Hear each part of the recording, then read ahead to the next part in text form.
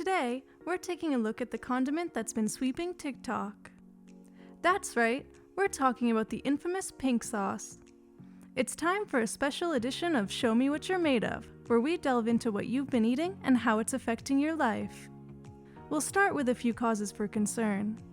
As many people have pointed out, the serving size contains clear errors in identifying product size.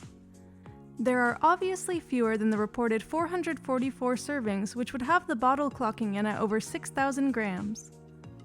For reference, a Heinz ketchup bottle boasts roughly 570 grams. The creator has since stated that she will be fixing this labeling issue for future bottles, although I must say, this doesn't spark confidence in the label accuracy.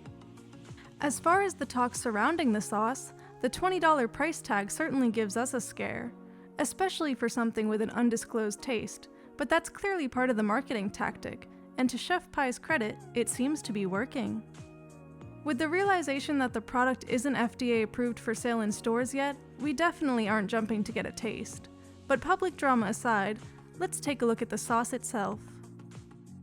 Before you choose anything you'll be gobbling up, you want to make sure that the product is safe, and, as we uncover in the rest of our videos, contributes to a healthy relationship with your body. Especially in condiments, we want to see low added sugar counts and fewer processed ingredients. Pink sauce actually has a pretty respectable ingredients list. With fruit and raw honey as the main sweeteners, we're pretty happy with the sugar situation here if the label is accurate. So the ingredients actually don't look too terrible at first glance, but as you will see, the combination of ingredients could prove dangerous. Let's dive right in. We'll start with what's been on everybody's mind: milk. This item's inclusion on the list, with a notable absence of any preservatives to keep the product shelf stable, has certainly turned some heads.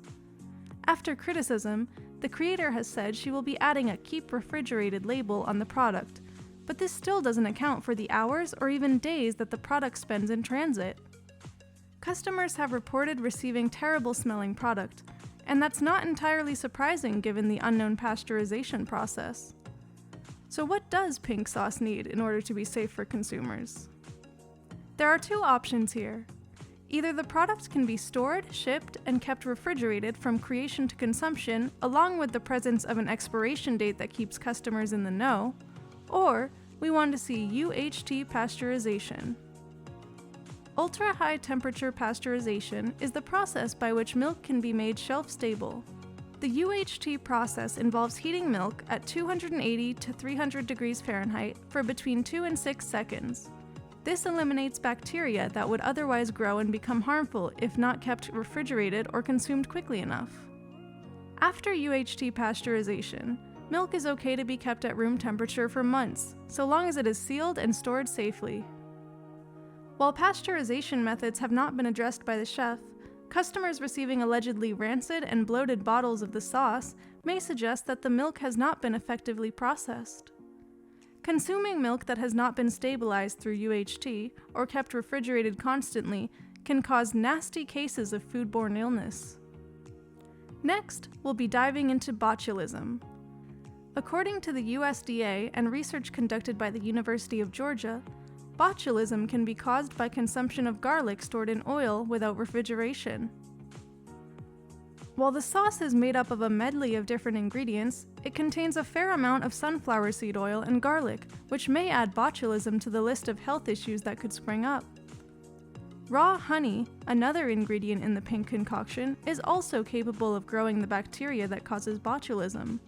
While botulism is rare, and there is a chance that the lemon juice acidity might help mitigate growth of this bacteria, it's definitely a concern that needs to be considered in the production process. Botulism can be deadly if medical attention is not sought immediately, so look out for any of these warning signs and symptoms. Beyond the obvious safety concerns, the general mystery surrounding how the sauce is made definitely gives us a scare. So we'll be sticking to more transparent sauce companies for the time being, or making our own. Some customers have said that the sauce tastes like a sweet ranch dressing. So for our alternatives today, we've linked a few healthy-ish ranch sauces in the comments. Blending these recipes up with some dragon fruit might even give it that iconic pink hue you're craving. We're going with healthy-ish because ranch in its purest form isn't all that great for you, and we struggled to find brands with great ingredients.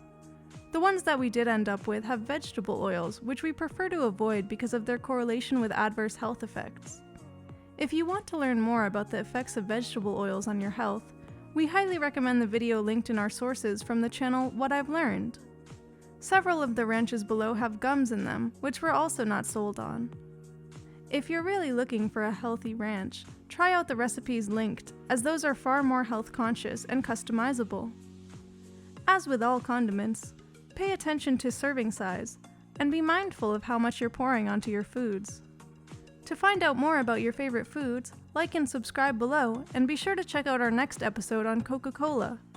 As always, sources are listed below, and feel free to drop a comment on what foods we should talk about next.